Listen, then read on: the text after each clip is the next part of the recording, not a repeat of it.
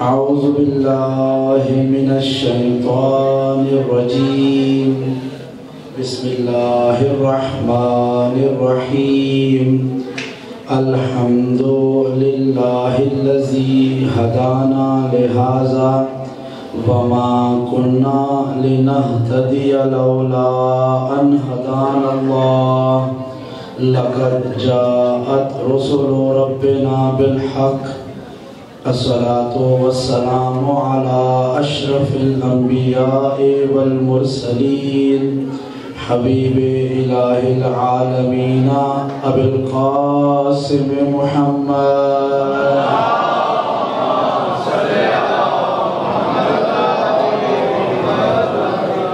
وعلى آل بيته الطيبين الطاهرين المعصومين الذين أذهب الله عنهم الرجس وطهرهم تطهيرا.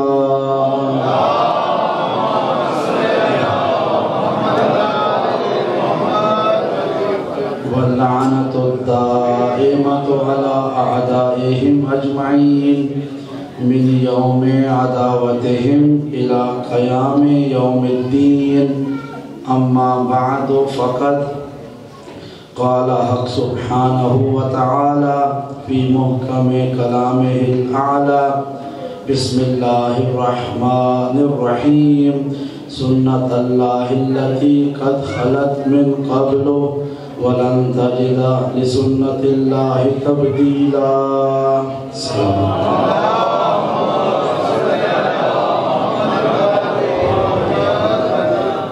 محترم و مکرم سامعین کرام، برادران ذی وقار، خواہان ذیشان، السلام علیکم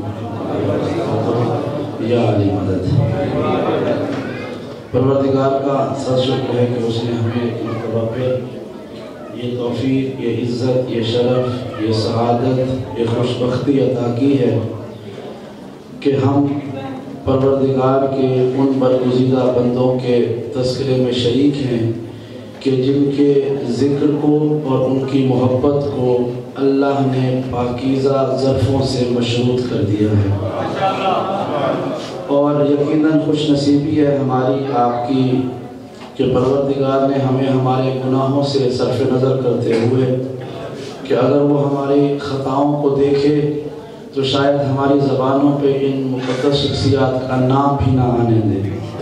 یہ اس کا لطف و کرم ہے کہ ہمارے ماں باپ کا کوئی نیک عمل ایسا ہوگا کہ جس کے نتیجے میں اللہ نے ہمیں آل محمد کے مودت اور محبت سے سرشار دل بھی عطا کیے ہیں، ان کی حمایت اور وکالت میں بولنے والی زبانیں بھی عطا کی ہیں. دعا ہے پروردگار سے کہ ہمارا پڑھنا، آپ کا سننا، انتظامیہ کا انتظام کرنا اپنی بارگاہ میں قبول و منظور فرمائے اور قیامت کے دن اسی ذکر کو ہمارے اور آپ کے لیے سامان شفاعت محمد و آل محمد کرائے. اپنی اپنی دعاؤں کی قبولیت کے لیے، حاجات کی مقبولیت کے لیے بلند آواز سے صلوات پڑھیں.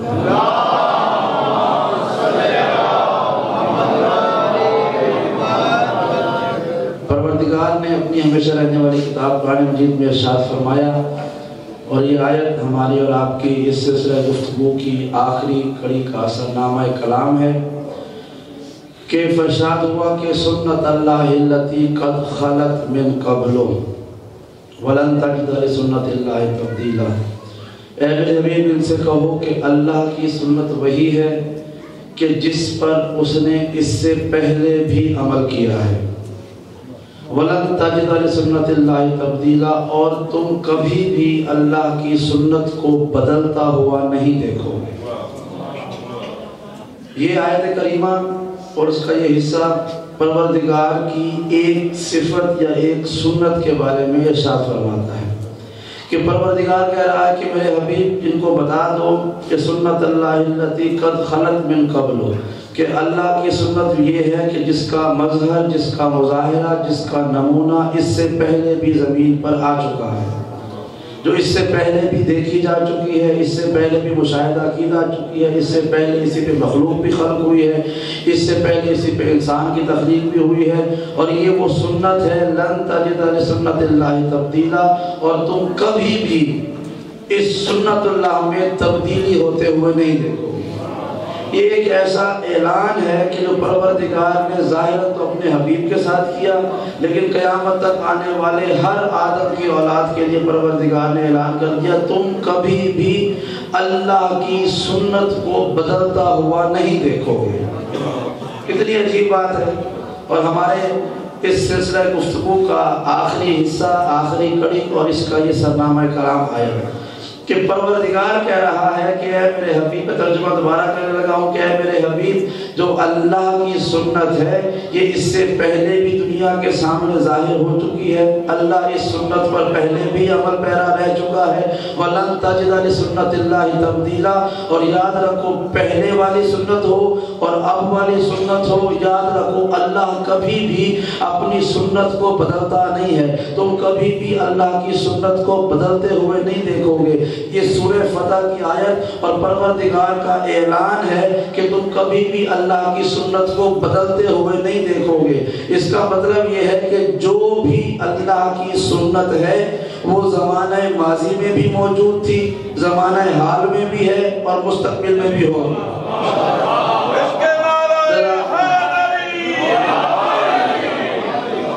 جو ماضی کی سنت ہے وہی حال میں ہوگی، جو حال کی سنت ہے وہی مستقبل میں ہوگی۔ خدا اپنی سنت کو کسی زمانے کے معاملات میں رہ کر تبدیل نہیں کرتا، اور قرآن مجید کا اگر آپ خلاصہ اٹھا کر دیکھیں تو سب سے پہلے پروردگار نے جو اپنی سنت کا ظاہری طور پر اعلان کیا ہے قرآن مجید بتاتا ہے۔ یہ آیت پر میں نے بار بار اس لیے زور دیا کہ جو سمجھنے والے ہیں وہ سمجھ چکے ہیں، جو نہیں سمجھے ان کو میں لے کے چلوں گا۔ پروردگار کہہ رہا ہے تم کبھی بھی اللہ کی سنت کو تبدیل ہوتے ہوئے نہیں دیکھو گے، کیوں کہ یہ وہی سنت ہے جو اس سے پہلے بھی ظاہر ہو چکی ہے۔ قرآن مجید کھولیں اور دیکھیں پروردگار نے قرآن کے آغاز میں سب سے پہلے اپنی کون سی سنت کا ذکر بڑے جلی حروف میں کیا ہے۔ پروردگار نے فرمایا انی جائل فی الارض خلیفہ، یاد رکھو میں وہ ہوں جو زمین پہ خلیفہ بنانے والا ہوں۔ یہ پروردگار کی قرآن مجید کی آیتوں کی زبانی سب سے پہلی سنت ہے کہ جو بھی زمین پر اللہ کا منصوص ہوگا اسے کوئی اور نہیں بنائے گا، اسے پروردگار بنائے گا۔ اور اللہ کہہ رہا ہے میری سنت میں کبھی تم تبدیلی آتے ہوئے نہیں دیکھو گے، وہ کل بھی یہی تھی، وہ آج بھی یہی ہے، وہ قیامت تک یہی رہے گی۔ یعنی اللہ نے جسے بنانا ہو وہ خود بناتا ہے، وہ کسی اور کی شراکت سے نہیں بنتا۔ روئے زمین پر اگر کوئی اور کسی اور کے ذریعے بن کے آئے مان لینا اسے غیر اللہ نے بنایا ہے، اللہ نے نہیں بنایا ہے۔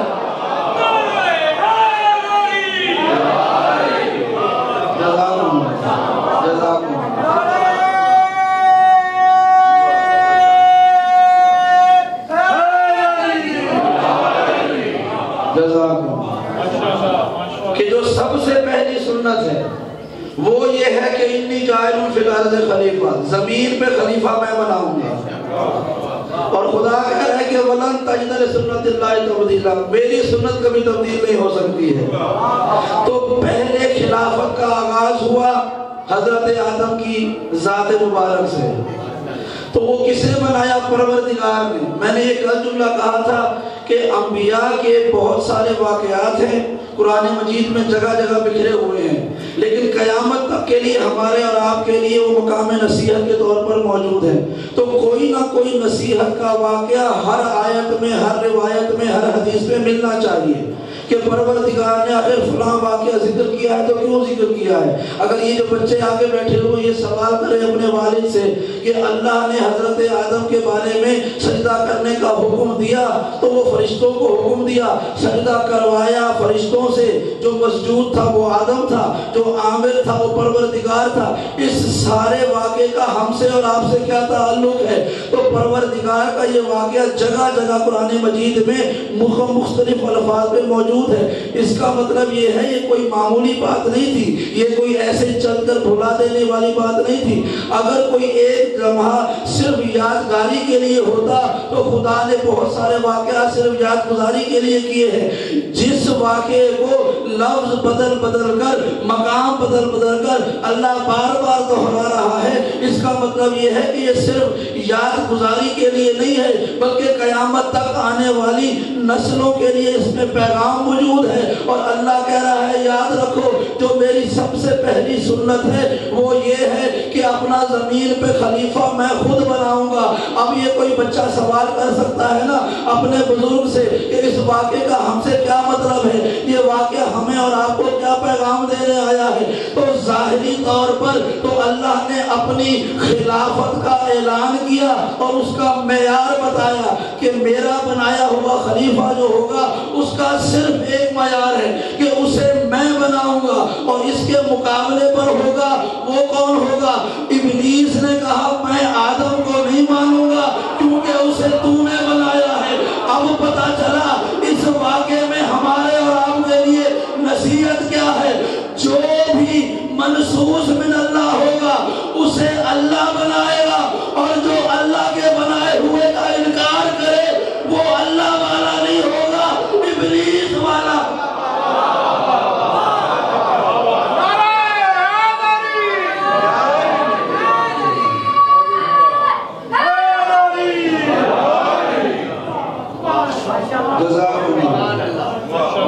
جزاکم اللہ۔ چلیے اسی جملے کو آگے لے کے چلتے ہوئے ایک اور بات بیان کر دوں۔ حضرت آدم کا واقعہ اور یہ آپ کی انہی سماعتوں کے ذوق کے مطابق جملہ بیان کرنے لگا کہ جو مجھ سے پہلے میرے بھائی نے شعر بھی پڑھا کہ جب حضرت آدم کا واقعہ ہوا اللہ نے کہا نا سجدہ کرو، تو ابلیس نے انکار کیا۔ انکار کرتے ہوئے ابلیس نے ایک توجیہ بھی پیش کی۔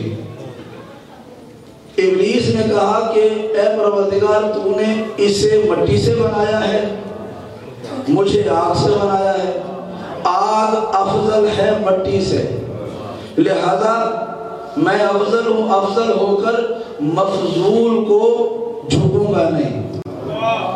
یہ ابلیس کا بیان کہ میں افضل ہوں، افضل ہو کر مفضول کو جھکوں گا نہیں۔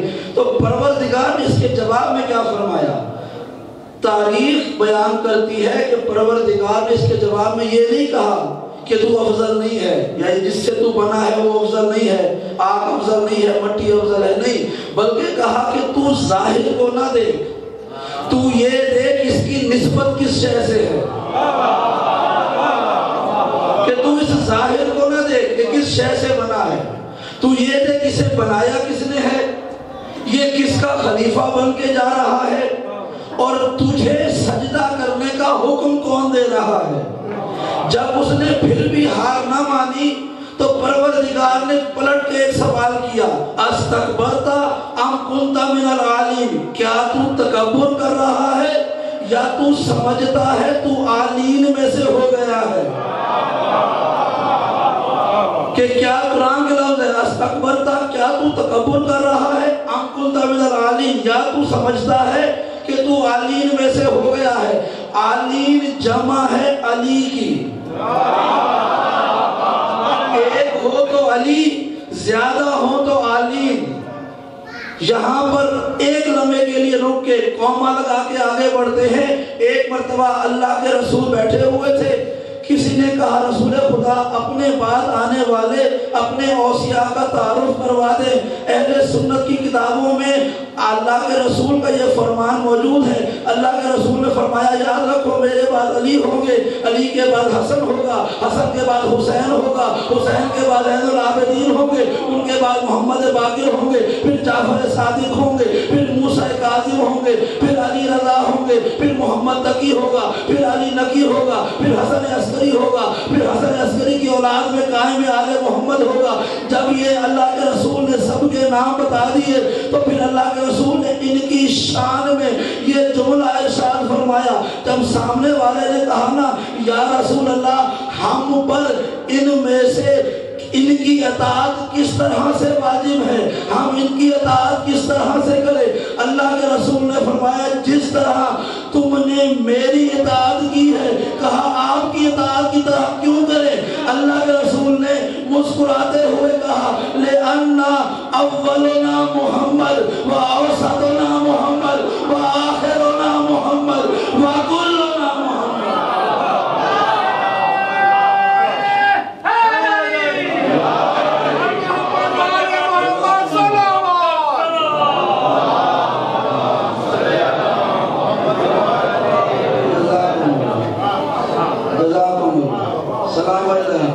اس لیے ان پر، تم پر ان کی اطاعت میری اطاعت کی طرح سے واجب ہے۔ کلنا محمد، کیونکہ ہم سب کے سب محمد ہیں۔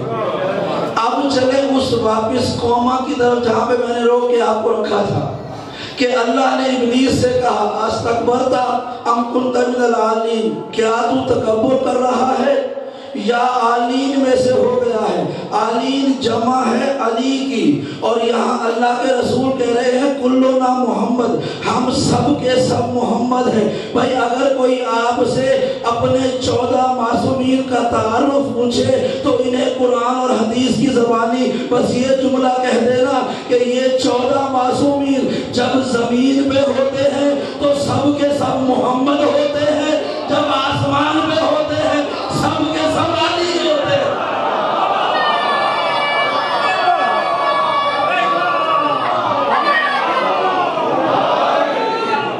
ماں کے ساتھ دل بولا، زمین بولی فلک بولا، نعرہ حیدری۔ فرشتوں کی سجدہ گاہ ہے روضہ حسین کا، فرشتوں کی سجدہ گاہ ہے روضہ حسین کا، اور کہنے لگا شیطان سے اللہ حسین کا نکل جا میری بارگاہ سے لے کر عبادتیں، کافی ہے بخش مجھے سجدہ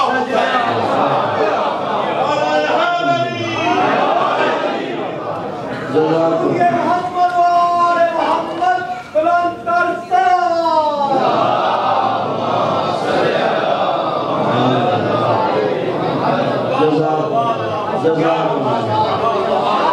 کہ ایک جملے میں کوئی تعارف پوچھے کہ ان 14 کا تعارف کیا ہے تو ان سے کہیں زمین پر ہوں تو سب محمد ہیں، آسمانوں پہ ہوں تو سب علی ہیں، اور بڑے بڑے لوگوں کی خواہش رہ گئی کہ کسی طرح یا محمد جیسے ہو جائیں یا علی جیسے ہو جائیں، اور پروردگار نے بھی مہر لگا دی۔ اور یہ جو ہم اپنے مرحومین کے لیے دعا میں جملہ کہتے ہیں نا، انہیں اعلیٰ علیین میں جگہ عطا فرما، یہ اعلیٰ علیین کے قرب و جوار کی جگہ ہے، یہ اعلیٰ علیین کے قرب و جوار میں جگہ مل جائے۔ اچھا یہ جملہ اور بھی کہہ دوں، اور یہ میری عقیدت کا جملہ ہے، آپ کا اس سے متفق ہونا ضروری نہیں ہے، لیکن میں کہوں گا یہ آپ لوگوں سے، ہم نے دیکھا کہ گزشتہ انبیاء کی جو امتیں آئی تھیں پروردگار نے انہیں بہت سارے انعام و اکرام دیے۔ ابھی کل جلال موسیٰ کا تذکرہ ہوا تھا، ان کی امت کو اللہ نے کتنے انعام دیے کہ زمین پہ بیٹھے ہوئے ہیں، کہا منو سلوا دے دو، ان کے لیے منو سلوا آ گیا، پھر کہا کہ یہ نہیں کھانا کچھ اور کھانا ہے، کہا اچھا زمین سے کھا لو، پھر اسی قوم نے کہا کہ ہمیں اللہ کو دیکھنا ہے، کہا چلے کے آ جاؤ، وہی قوم کہہ رہی ہے ہمیں پتھر سے پانی پلاؤ، پانی پلا لیتے ہیں۔ حضرت موسیٰ کی قوم وہ ہے کہ کبھی آسمان سے کھانے منگوا رہی ہے، کبھی وہ پتھر سے پانی نکال رہی ہے، کبھی پانی کو پتھر بنا رہی ہے، کبھی وہ عصا مارتے ہیں پتھر چشمے نکل آتے ہیں، کبھی عصا مارتے ہیں دریا میں راستہ بن جاتا ہے۔ یہ ساری قومیں اللہ کے حضور میں اپنے لاڈ پیش کر رہی ہیں اور اللہ ان کے ناز اٹھا رہا ہے۔ حضرت نوح کی کشتی ہمارے سامنے ہے، ساری زمین پانی میں غرق ہو گئی، حضرت نوح کے ساتھ کشتی میں سوار ہونے والے اللہ جانے کتنے دنوں تک ساری زمین میں مفت میں سیر کرتے رہے، اور اللہ کا نبی اللہ کا رسول کہہ رہا ہے یہ کامیاب لوگ ہیں۔ بھئی ہم نے گزشتہ انبیاء کو دیکھا، جناب سلیمان کی زندگی کا واقعہ اٹھا کر دیکھیں کہ ان کو پروردگار نے جنات کے ذریعے بڑی بڑی آسائشوں سے نواز دیا. یعنی یہ انبیاء وہ ہیں کہ جن کی امتیں ان کے ساتھ رہی, ان کے نقش قدم پر رہی, اور اللہ انہیں انعام سے انعام نوازتا رہا. وہ جملہ میں نے شروع میں کہا تھا, جو ہم کہتے ہیں نا کہ ہمیں مرنے کے بعد اعلیٰ علیین میں جگہ مل جائے, اس کا مطلب کیا ہے؟ ہم نے گزشتہ انبیاء کی امتوں کو دیکھا کہ نبی کے ساتھ ساتھ چلتے رہے, نبی کی پیروی کرتے رہے, اللہ نے انہیں زمین پر بڑی نعمتیں دے دی. اور یہ کسی بھی تاریخ دان سے اٹھا کر پوچھ لیجئے گا, کسی بھی فرقے کے عالم سے پوچھئے گا کہ وہ جو لوگ زمین پر من و سلوہ کھاتے رہے, وہ جو سفینہ نوح میں سوار ہوئے, وہ جو اللہ کو دیکھنے طور پہ چلے گئے, وہ جن کے لیے راستہ بنا تھا, جنہوں نے زمین پر یہ آسائشیں دیکھی, آخرت میں جنت میں جائیں گے یا جہنم میں؟ سب یہی کہیں گے کہ آخرت میں جنت میں جائیں گے. تو پروردگار یہ کیسی بات ہوئی, تو نے انہیں زمین پر ساری آسائشیں بھی دے دی اور آخرت میں انہیں جنت میں دے رہا ہے. اور ہم اور آپ جو یا علی کہہ کر کبھی ہمیں پتھر مارے جاتے ہیں, کبھی ہمیں گولیاں ماری جاتی ہیں, ہمارے بچوں کو یتیم کر دیا جاتا ہے, ماؤں کی آغوشوں کو ویران کر دیا جاتا ہے, ہمارے عبادت گاہوں میں بم مارے جاتے ہیں, یہ ساری تکلیفیں اٹھا کر بھی ہم کافر کہلائے جاتے ہیں. اور مجھے انجام کیا ہوگا؟ سب کہیں گے کہ انجام میں جنت میں چلے جائیں گے. تو پروردگار سے یہ سوال تو کر سکتے ہیں, پروردگار یہ کیسا عدل ہے کہ کچھ قومیں زمین پر من و سلوہ کھائیں, وہ بھی آخرت میں جنت میں جائیں, ہم زمین پہ گولیاں کھائیں, ہم بھی آخرت میں جنت میں جائیں. اگر زمین پر امتحان الگ ہے تو اس کی جزا بھی قیامت کے دن الگ ہونی چاہیے. اب پتہ چلا ہم یہ دعا کیوں کرتے ہیں کہ ہمیں آخرت میں اعلیٰ علیین میں جگہ بتا. جب قیامت کا دن ہوگا ہم پروردگار کی بارگاہ میں یہی جملے کہیں گے, پروردگار ہم اس زمین سے آتے آتے من و سلوہ نہیں لائے کہ جس کے بدلے میں ہمیں جنت دے گا, ہم زمین سے علی لے کے آئے ہیں, ہمیں قیامت کے دن خالی جنت نہیں چاہیے, علی لائے ہیں, قیامت کے دن ہمیں علی کے بدلے علی چاہیے.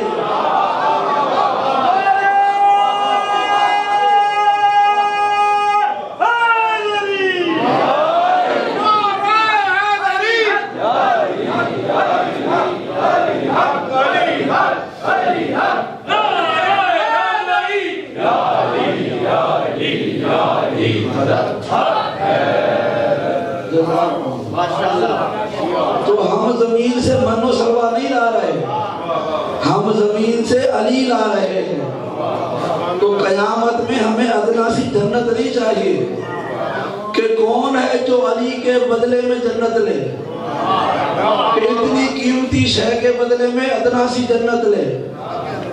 ہمیں علی کے بدلے میں علی چاہیے.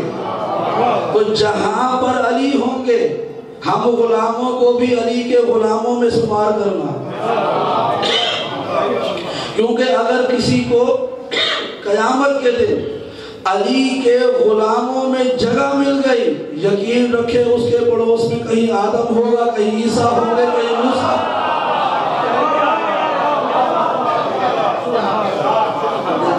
سلوات پڑھ محمد.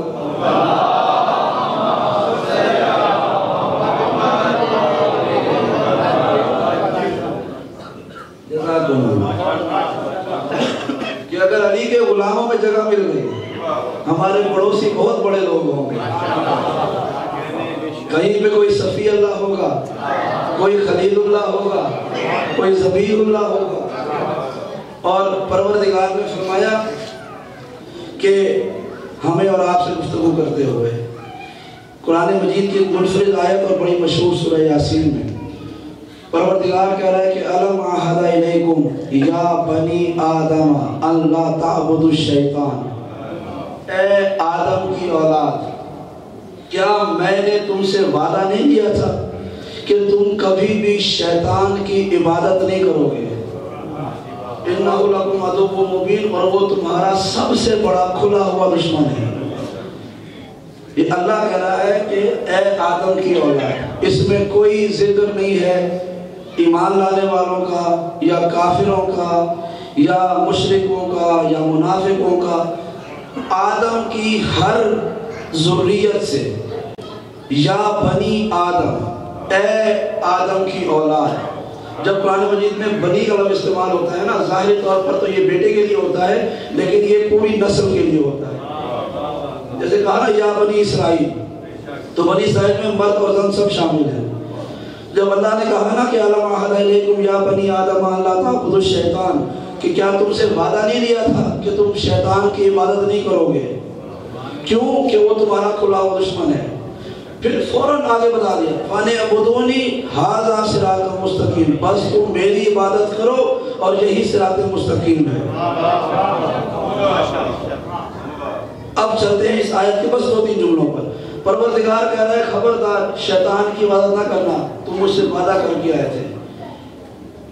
آپ نے اللہ کے نام کی مسجدیں بنی دیکھی ہیں، اور مسجد وہ جگہ ہے جہاں پہ اللہ کی عبادت ہوتی ہے۔ کیا آپ نے پوری دنیا میں کہیں گھوم کر شیطان کے نام کی بنی ہوئی مسجد دیکھی ہے؟ بھائی توجہ کے ساتھ، جو خاموش ہے ان کا مطلب کہیں دیکھی ہوگی انہوں نے، بھائی میں نے تو نہیں دیکھی۔ کہ اللہ کہہ رہا ہے خبردار شیطان کی عبادت نہ کرنا، تم سے میں وعدہ لے چکا ہوں اور وہ تمہارا کھلا ہوا دشمن ہے۔ عبادت کا مطلب کیا ہوتا ہے؟ پوچھے تو کہیں گے نماز، روزہ، حج، زکات۔ تو کیا آپ نے کبھی کسی کو شیطان کی نماز پڑھتے ہوئے دیکھا ہے؟ کیا آپ نے کبھی کسی کو شیطان کے نام پہ روزہ رکھتے ہوئے دیکھا ہے؟ بھائی ایک شخص اللہ کا نمازی ہوگا، ہو سکتا ہے جو برا ہو وہ نماز نہ پڑھتا ہو۔ بے نمازی ہم نے دیکھے ہیں، شیطان کی نماز پڑھنے والے کوئی نہیں دیکھے۔ ہم نے کبھی روزہ رکھنے نہ رکھنے والے دیکھے ہیں، لیکن ہم نے شیطان کے لیے روزہ رکھنے والے نہیں دیکھے۔ ہم نے اللہ کی مسجدیں دیکھی ہیں، خالی ہوں گی وہ اور بات ہے، لیکن ہم نے شیطان کے نام پر کوئی مسجد نہیں دیکھی۔ اور ہم نے تو یہ دیکھا کوئی ہندوؤں کا مندر ہو، وہ عیسائیوں کا گرجا ہو، وہ یہودیوں کا شیوالہ ہو، وہ کسی بھی فرقے کا، کسی بھی مذہب کا عبادت خانہ ہو، ان کا دعویٰ یہی ہے کہ ہم اللہ کے لیے اہتمام کر رہے ہیں۔ کوئی یہ نہیں، جھوٹا بھی ہوگا تو وہ یہ نہیں کہے گا کہ میں شیطان کی عبادت کے لیے کوئی انتظام کر رہا ہوں۔ اور ہم نے بھی تاریخ میں دیکھا کہ اللہ نے جس طرح آدم کو خلیفہ بنایا، اپنا نبی بنایا، تو شیطان نے آدم کے مقابلے پر اپنا کوئی نبی نہیں بھیجا۔ توجہ کے ساتھ بھائی، حضرت موسیٰ اللہ کے نبی تھے، فرعون شیطان کا نبی نہیں تھا، وہ موسیٰ کا مخالف تھا، اللہ کا مخالف تھا، لیکن شیطان کا نبی نہیں تھا۔ اس نے یہ نہیں کہا کہ مجھے شیطان نے کتاب دی ہے۔ جب موسیٰ نے کہا کہ مجھے اللہ نے کتاب دی ہے، تو اگر فرعون شیطان کا نبی ہوتا تو کہتا مجھے ابلیس نے کتاب دی ہے۔ ابراہیم نے جب کہا کہ میں اللہ کا نبی ہوں تو نمرود کہتا میں شیطان کا نبی ہوں۔ جب عیسیٰ نے کہا کہ اللہ نے مجھے کتاب دے کر بھیجا ہے تو عیسیٰ کے قاتل کہتے ہمیں ابلیس نے کتاب دے کر بھیجا ہے۔ ایسا نہیں ہوا بھائی، انکار کرنے والے نظر آئے لیکن شیطان کی عبادت کرنے والا ہمیں کوئی نظر نہیں آ رہا۔ اور اللہ کہہ رہا ہے کیا تم سے وعدہ نہیں دیا تھا خبردار ابلیس کی عبادت نہ کرنا، شیطان کی عبادت نہ کرنا۔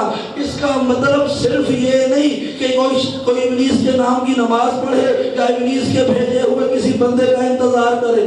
مطلب یہ ہے کہ جو اللہ نے بھیجا اس کے متبادل راستہ اختیار کرنا یہ شیطان کی عبادت کہلاتا ہے۔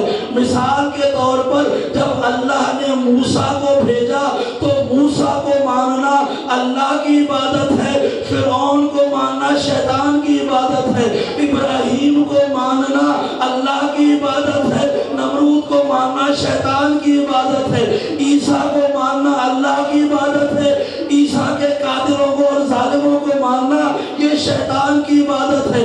محمد مصطفیٰ کو اللہ نے بھیجا، محمد کو ماننا یہ اللہ کی عبادت ہے، ابو لہب کو ماننا یہ شیطان کی عبادت ہے۔ آسان لفظوں میں کہوں، غدیر کو ماننا اللہ کی عبادت ہے، سقیفے کو ماننا شیطان کی عبادت ہے۔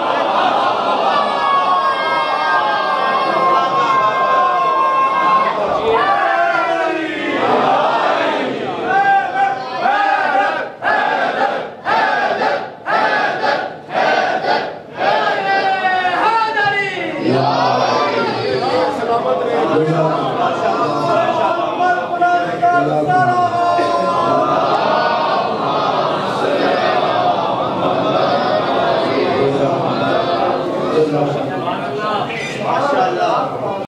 اللہ کی عبادت ہے اور اللہ کے راستے کے متبادل راستے پہ چلنا یہ شیطان کی عبادت ہے. اور یاد رکھیے گا وَلَن تَجِدَ لِسُنَّتِ اللَّهِ تَبْدِيلًا، تم اللہ کی سنت میں کو کبھی بدلتے ہوئے نہیں دیکھو گے.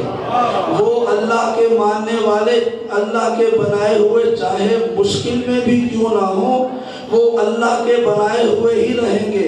اللہ کبھی بھی حادثاتی طور پر منبر اور تخت پہ آ جانے والوں کو اپنا نمائندہ نہیں کہتا.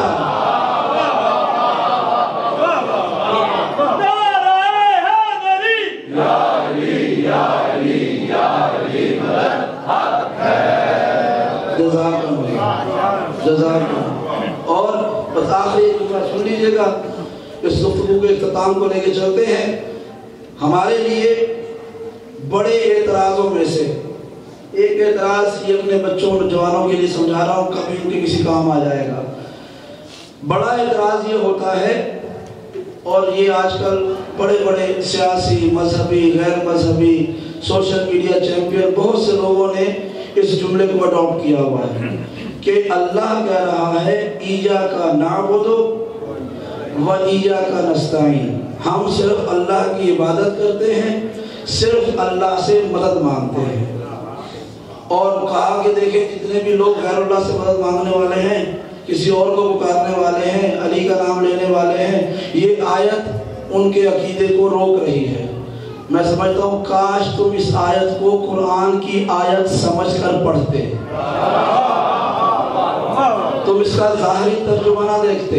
اچھا میں آپ کے سامنے آسان لفظوں میں بیان کر دوں، ایاک نعبد، ہم صرف تیری عبادت کرتے ہیں.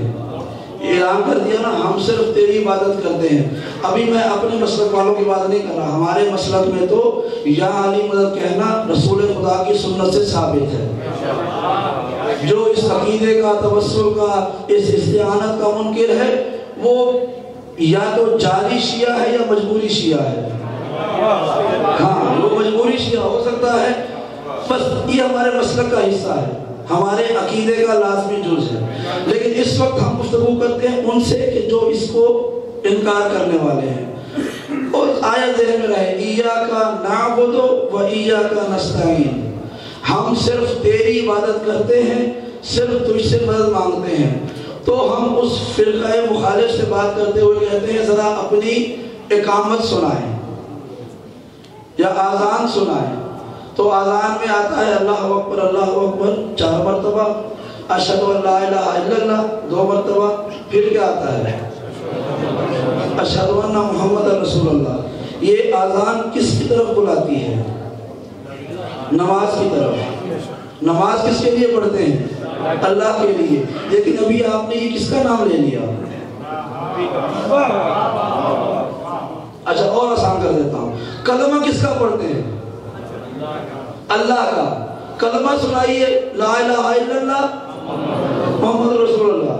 بھائی ابھی تو آپ کہہ رہے تھے کسی اور کے نام کی عبادت نہیں ہو سکتی ہے، عبادت خدا میں کسی اور کا نام نہیں آ سکتا. ہم نے کہا کلمہ سنائیں، آپ نے کہا لا الہ الا اللہ محمد رسول اللہ. ہم نے کہا آذان سنائیں، آپ نے 2 مرتبہ اونچی آواز میں گلے پھاڑ کر ہر مسجد کے چاروں طرف سے سپیکر لگا کر آپ نے بلند آواز سے کہا اشہد ان محمد رسول اللہ. پھر آپ نے کہا اقامت دیجئے، اقامت دیتے ہوئے بھی آپ نے بلند آواز سے کہا اشہد ان محمد رسول اللہ. نماز آپ نے پڑھی، پھر آپ بیٹھ گئے التحیات للہ والصلوات والسلام علی. پھر آپ سے کیا ذکر ہوا؟ السلام علیکہ ایھا النبی ورحمۃ اللہ وبرکاتہ. ان سے سوال کریں یہ کلمہ کس کی طرف بلاتا ہے؟ کہیں گے توحید کی طرف. یہ آذان کس کی طرف بلا رہی ہے؟ نماز کی طرف. اقامت کس کی طرف بلا رہی ہے؟ نماز کی طرف. اور آئیے جب نماز میں التحیات پڑھا ہے یہ تو خالصتاً توحید کا ذکر تھا، تو پھر اس میں التحیات میں محمد مصطفیٰ کا نام کہاں سے آ گیا؟ ابھی تو آپ نے کہا تھا ایاک نعبد و ایاک نستعین، صرف تیری عبادت کرتے ہیں. تو پھر جواب ملے گا محمد کا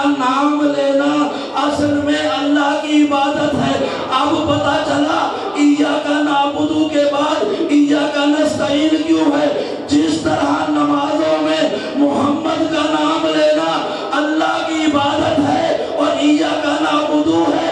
इसी तरह इय्याका नस्तईन के बाद या अली मदद कहना अली की इबादत नहीं, अल्लाह की इबादत।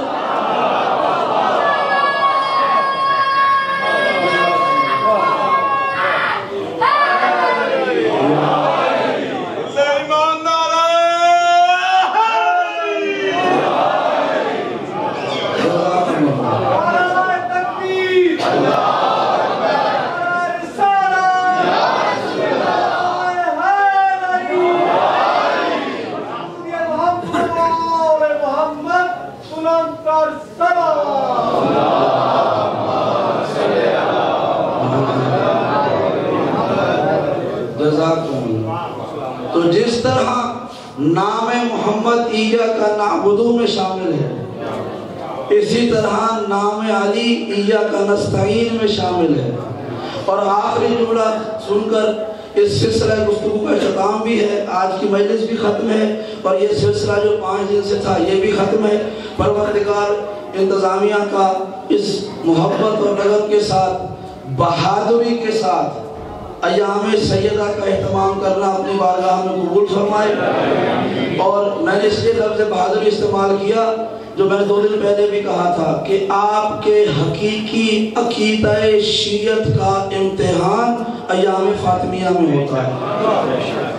अगर आप सैयदा के कातिलों और जालिमों के बारे में हल्का सा भी नरम गोशा रखते हैं तो आपका ना विलायत पे अकीदा है, ना आपको मुहर्रम की मजलिसों में आना चाहिए, ना आपको रबीउल अव्वल के जुलूसों में जाना चाहिए और ना आपको दुआ इमाम ज़माना पढ़नी चाहिए।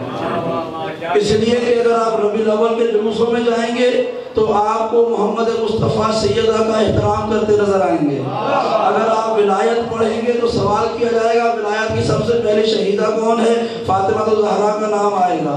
आप हसन मुज्तबा का ताबूत उठाएंगे, आपको नजर आएगा कि हसन मुज्तबा फतह के दिन में सैयदा के गवाह बनकर गए थे। आप मुहर्रम की मजलिसें करे हैं तो उस पर लिखा होता है हुसैन इब्ने फातिमा, जानते हैं ना, बस एक मसला हुसैन इब्ने फातिमा। हुसैन इब्ने अली ने करबला आने के बाद जितने भी खत लिखे थे ना, किसी में हुसैन इब्ने अली नहीं लिखा था, हुसैन इब्ने फातिमा लिखा था, ताकि मालूम हो जाए ये फातिमा का बेटा आया। और ये जो जितने भी दावादाराने विलायत अली है ना, ये उनके इम्तिहान की जगह है। और ये जुमला तो मैंने कल ऐसे ही कह दिया था कि मैं आइंदा भी पढ़ूंगा। ये तो खुदा के बस में और मासूमीन की मर्जी पर है किससे कब कहाँ मजलिस में पढ़वा लें। अय्याम फातिमिया मैंने अपनी ज़िंदगी में पहली मरतबा पाकिस्तान में पढ़ी है। इससे पहले मैंने पाकिस्तान में मुहर्रम वगैरह के मजालिस पढ़े हैं, अरबईन के अहम पहली दफ़ा पढ़ा हूँ। कराची पढ़ के आया और यहाँ पे खिदमत की। और यकीन समझे खुदा की इज्जत की कसम, मैं परसों जब शहादत की वजह हुई उसके बाद मैं अपनी वालिदा से कह रहा था, मुझे आज ये एहसास हुआ है कि परवरदिगार ने मुझे क्यों खल्क़ किया। वो मकसद आज पूरा हो गया, अब मर भी जाए तो खौफ नहीं है, खुदा की इज्जत की कसम। और कातिल ज़हरा का एहतराम आले मोहम्मद के मज़हब में बिल्कुल भी नहीं है। ये कोई सियासी बयान नहीं है, मैं कोई सियासी कायद नहीं हूँ कि सियासी मसलहतों की बिना पर तक़य्युदन झूठे बयान दे के हर किस कोई ज़रूरत नहीं है। मैं अकेला अपने बेटे को बिठा के सैयदा के मसाइब सुनाने पर राज़ी हूँ। अगर ये सब भी चले जाए ना तो मैं अपने बेटे को बिठाऊंगा यहाँ पर और उसे अकेले फ़ज़ाइल और मसाइब सुनाता रहूँगा। लेकिन सैयदा के ना फ़ज़ाइल पे कोई समझौता है, ना सैयदा के मसाइब पे कोई सौदाबाजी हो सकती है। और ये आपको अल्लाह ने जितनी भी नेमतें दी है, जो सबसे अजीज नेमत है ना, उस नेमत को अपने ज़हन में रख के सोचिएगा कि आपको भी ये अमल करके जाना है, कि आप नस्लों को बता के जाना है कि सैयदा के साथ क्या हुआ था।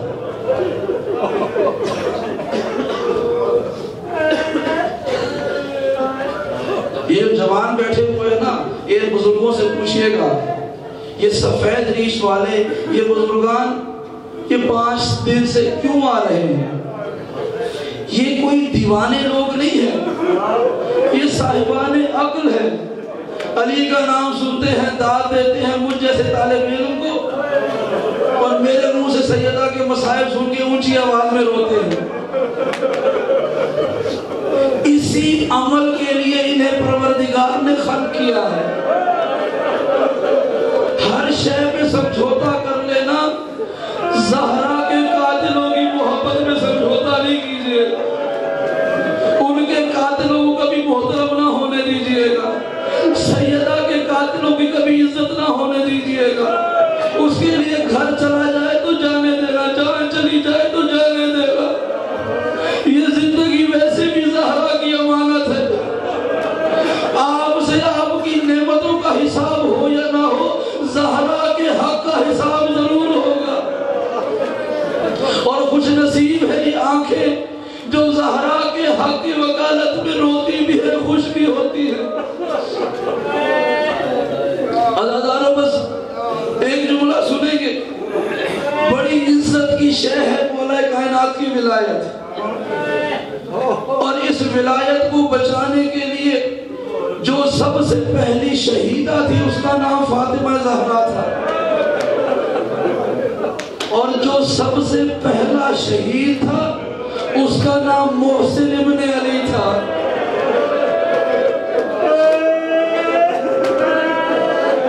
میں ایک جملہ کہوں, آپ نے پچھلے 4 دن سیدہ کے مسائل سنے ہیں نا, زندگی بھر سنتے رہے ہیں. خدا ان زندگیوں کو اور طویل کرے, امام زمانہ کے ظہور تک سنتے رہیں.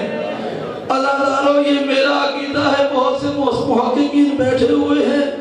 میں سمجھتا ہوں آج تک اس بات کا فیصلہ نہیں ہو سکا کہ نبی کی بیٹی 18 برس کی عمر میں جو شہید ہوئی تو شہادت کا سبب کیا تھا. کیا شہادت کا سبب دروازے کا جلایا جانا تھا, یا اس جلتے ہوئے دروازے کا پہلو پہ گرنا تھا, یا نبی کی بیٹی پسلیوں کے ٹوٹنے کی وجہ سے شہید ہوئی, یا وہ لوہے کی گرم میخیں آپ کے بدن میں داخل ہوئی اس لیے شہید, یا جو آپ کے ہاتھ کی انگلیاں ٹوٹ گئی اس لیے شہید ہوئی, یا وہ سب سے بڑا دکھ کہ سینکڑوں لوگوں کے درمیان سے نبی کی بیٹی کو چھٹلا کے خالی ہاتھ بھیج دیا. اجرکم اللہ, اجرکم اللہ. عزیزانو اسی ولایت کے لیے قربانیاں دی زہرا نے, اور ہمارا آپ تک تو ولایت بڑی آسانی سے پہنچی ہے, اور سب سے زیادہ قربانیاں بھی اس کے لیے علی کی اولاد نے دی ہے. اللہ تعالیٰ بس ایک جملہ کہہ دوں, اس پیغام کی حفاظت کے لیے وہ بازار کہ جہاں 1.25 لاکھ انبیاء کے بیٹے بھی نہ جاتے, وہ بازار کے جہاں 1.25 لاکھ انبیاء کے بیٹے بھی نہ جاتے, اس ولایت کے تحفظ کے لیے زہرا کی بیٹیوں کو جانا پڑا. اجرکم اللہ, اجرکم اللہ. عزیزانو بس 2-3 جملے تعارف کے سن لیں گے. چوتھے امام کی ایک روایت ہے, میں نے جب واپس مدینے آ کر زندگی کے دن گزر رہے تھے, میں نے ایک دفعہ پھوپھی زینب کا یہ عالم دیکھا کہ میرے چچا عبداللہ ابن جعفر طیار نے بتایا کہ سید سجاد اتنا بتا دو کہ شام غریبہ میں تمہاری پھوپھی کے ساتھ ایسے کون سے ظلم ہوئے کہ جب سے زینب واپس آئی ہے میں نے اسے کمر کے بل سوتے نہیں دیکھا. کبھی مجھ سے بازو چھپاتی ہے, کبھی شانہ چھپاتی ہے.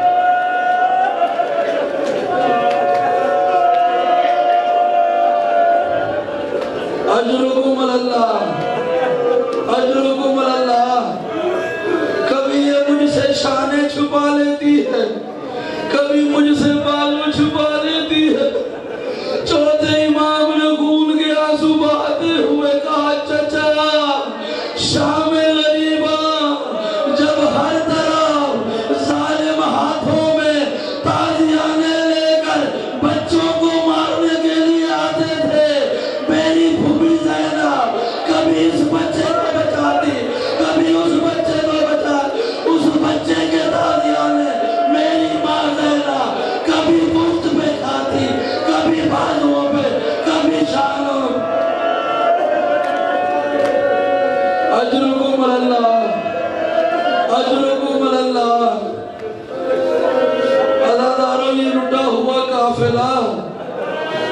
جب کربلا سے روانہ ہوا نا، جب کربلا سے روانہ ہوا، چلتے چلتے اعلان ہوا کہ چند لمحوں کے بعد کوفہ شہر میں داخل ہونا ہے۔ قافلے کو کوفہ شہر کے دروازے پہ روک کر آمد کے استقبال کے انتظام کیے جا رہے تھے۔ عزادارو، ان کی غربت کا یہ جملہ کافی ہے۔ ساری دنیا میں جب کوئی خوشی خوشی سے آتا ہے اس کا استقبال ہوتا ہے۔ اللہ جانے کیسی غربت تھی علی کی بیٹیوں کی کہ یہ قیدی بن کے آ رہے تھے، کہیں بازار سجائے گئے، کہیں دربار سجائے گئے۔ اجرکم اللہ، اجرکم اللہ۔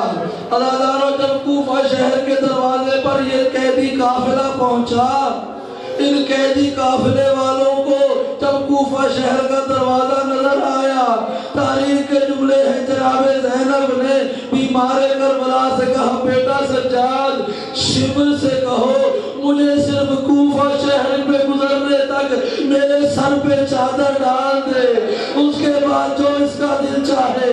سید سجاد نے شبر سے کہا، شبر نے کہا یہ بتاؤ، سارا رستہ یہ سوال نہ کیا، یہ کوفہ کے دروازے پر پہنچ کر چادر کیوں مانگی؟ علی کی بیٹی نے روتے ہوئے کہا، شبر، کل اسی شہر میں شہزادی بن کے آئی تھی اور میں نے کوفے کی عورتوں کو چادر پہنانا سکھایا، آج ان کے درمیان اور مجھے بے چادر نہ۔ اجرکم اللہ، اجرکم اللہ۔ عزادارو، ثانی زہرا کے حوالے سے بس 2-3 جملے سن لیجئے گا۔ سید سجاد سے جب پوچھا گیا نا کہ مولا سب سے زیادہ غم کہاں پہنچے، تو آپ نے فرمایا شام میں۔ یہ جملہ میں نے کل ایک پڑھا تھا، یہ دوسرا جملہ سن لیجئے۔ سید مہدی کربلائی حرم امام حسین کے خطیب تھے۔ صدام کے زوال کے بعد آپ یہ مقتل میں جملے پڑھا کرتے تھے۔ وہ کہتے ہیں میں نے روایتیں دیکھی کہ آخر ایسے کون سے غم تھے جو بیمار کربلا کو آنکھوں سے خون رلاتے تھے۔ وہ کہتے تھے میں نے اس نتیجے پر پہنچا کہ وہ منظر میری آنکھوں کے سامنے گزرا کہ کوفے سے لے کے شام کے دربار تک جب بھی کوئی شہر آتا، شمر کے سپاہی علی کی بیٹیوں کو ایک چوک میں روک لیتے، ڈھول بجا بجا کر مجمع کو جمع کرتے، بلند جگہ پہ کھڑے ہو کر ایک ایک بیوی کا تعارف کرواتے، اور شہر کے لوگوں یہ علی کی بیٹی زینب ہے، یہ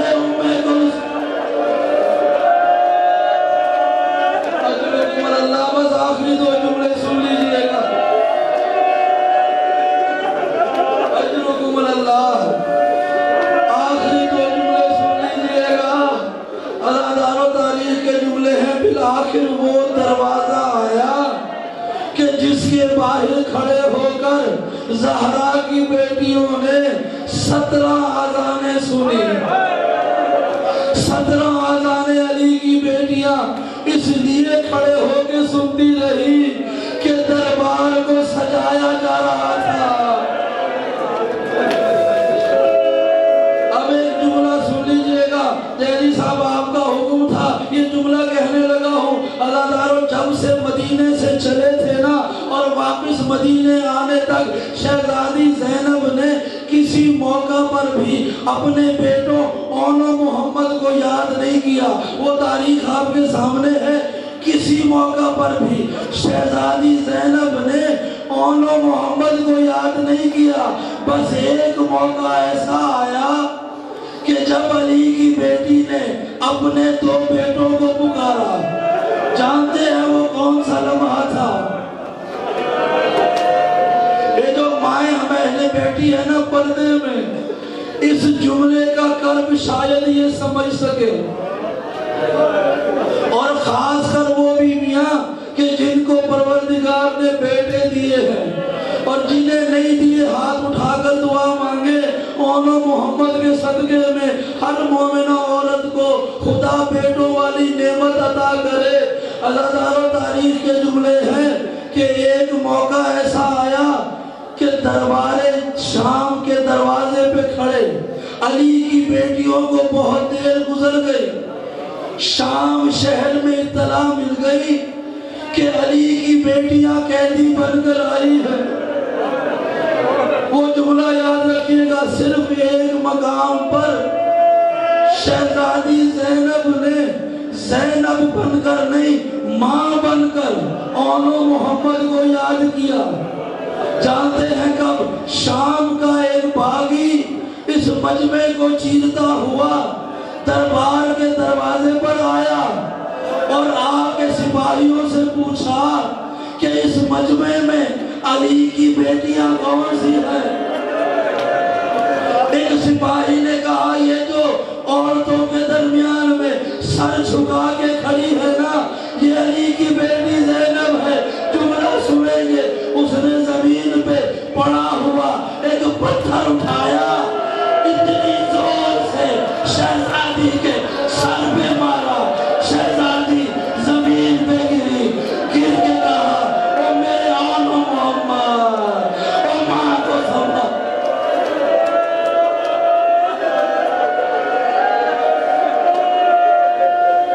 اجرکم اللہ، اجرکم اللہ، او میرے آنو محمد ماں کو سنبھالو۔ اللہ تعالیٰ بس آخری جملہ، بس آخری جملہ سن لیجئے گا۔